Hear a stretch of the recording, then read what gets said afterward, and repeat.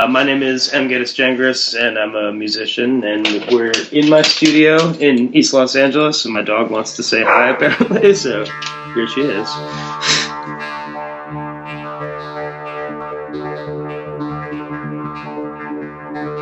Sounds inspire composition for me, and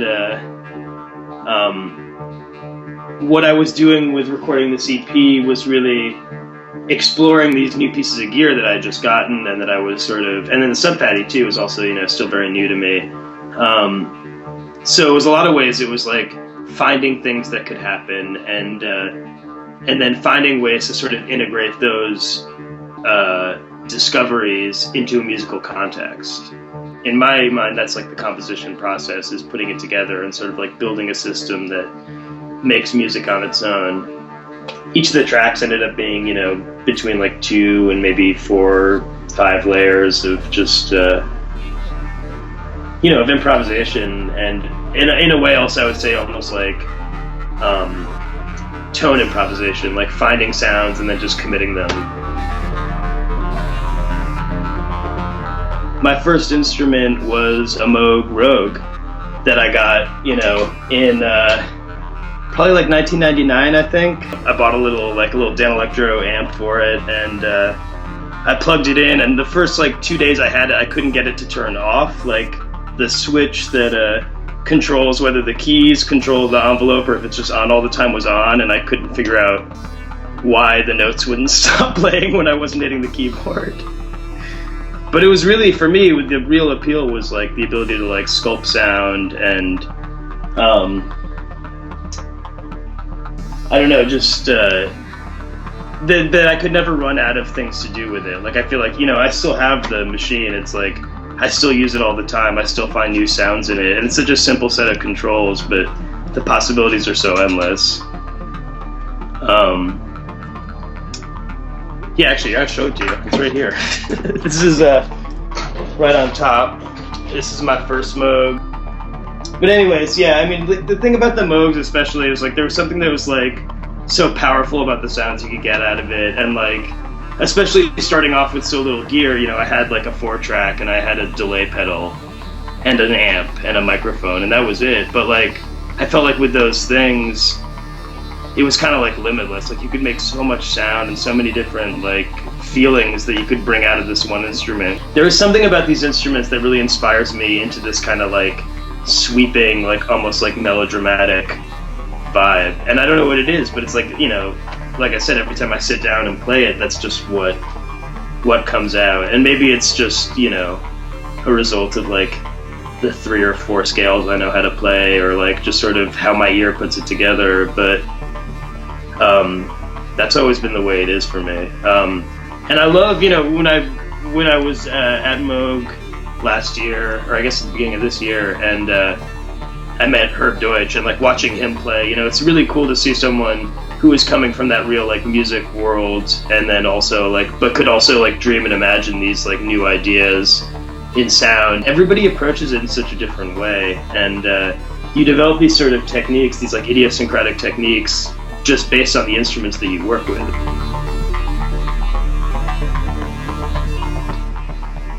Certain elements like that, for instance, that lead sound in the first song, I was trying to create something that was kind of bright and brash and had that timbral quality, but the sort of pitch gurgling that was happening was completely accidental, and I sort of found why it was doing it, and found how I could make it do it more and then less, and then, and then just went with it. Immediately when I got the MIDI Murph, I got it at the same time as the sub fatty, and the first thing I did with it was just sort of run the sub fatty, through my Moogerfooger delay, and then just straight into that, and then do the stereo outputs, which to me is one of the, I feel the sleeper hit of that whole pedal is having the stereo out and being able to do a slow sort of subtle morph with a low mix that just sort of massages the stereo field and takes something what could potentially be a pretty flat synth sound and gives it this real spatial kind of motion without doing sort of the normal sounds that you're, especially when you use the LFO too, because everything's just kind of moving, and the way that the frequencies are crossing over the stereo fields as the LFOs move the band passes is It's really awesome. I think that's like the best part of that thing. I mean, the percussive stuff is cool. I actually recorded some stuff too with the drum machine, syncing, running the drum machine into the MIDI Murph and syncing the MIDI Murph to the drum machine and getting some really wild sounds, like driving the input really hard and then sort of playing with the different envelope shapes on the drum sounds. But yeah, there's something really like, I love having the bass setting and the low pass filter at the back of it, because it gives you this really like nice open tone for bass stuff, and you can dial the mix in without it feeling too closed off. And that was kind of what I think I used it for the most on this stuff, was to have this sort of like kind of like low level animation on everything. It's almost like the combination of that and the cluster flux as well, giving everything this sort of like shimmer and also shift, which creates this sort of bigger, especially when you start to layer monosynth sounds, and as you kind of detune them and stretch them out, like it just becomes huge sounding. That's been, my trick for a long time with them, I guess. But these are a really cool way to do it, sort of, where in the past I would do that, with like processing or just sort of like, actually like real-time detuning and stuff. With these, you can kind of just like set it up, let it go, and then you just play, and you get this beautiful, huge, rich, thick sound coming out of the other end.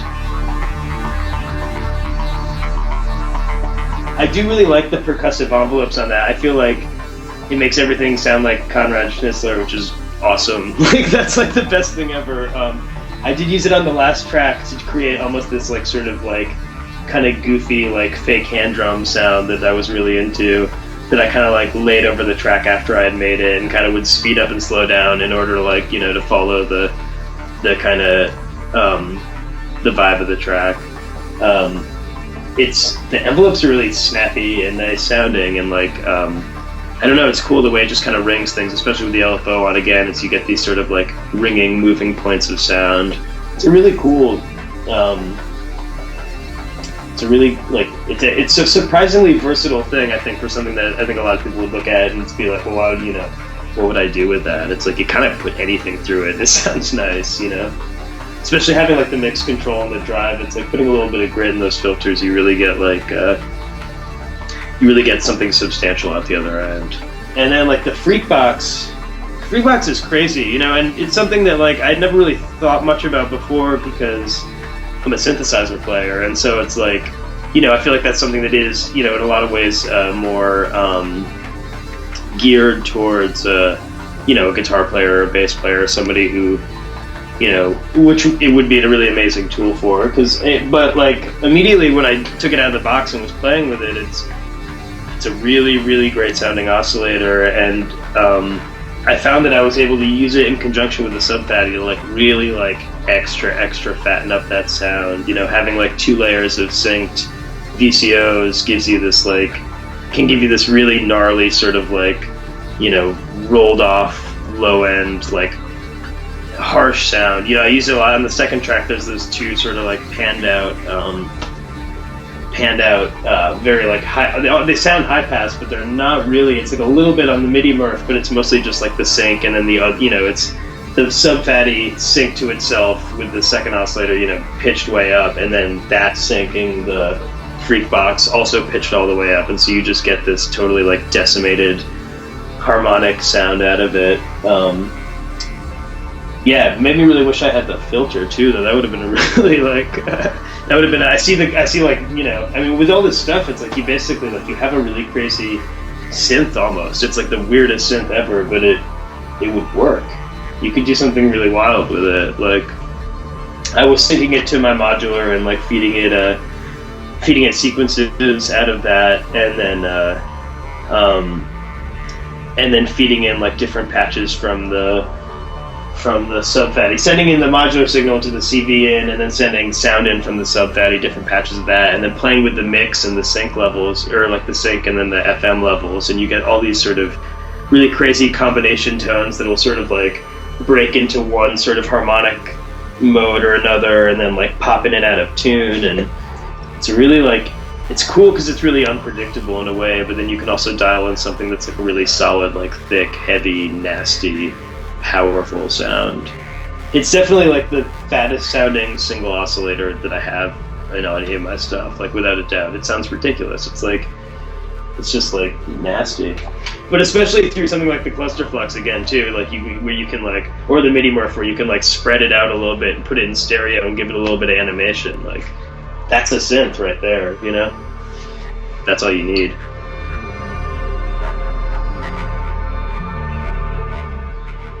You can create sounds that have never been heard before.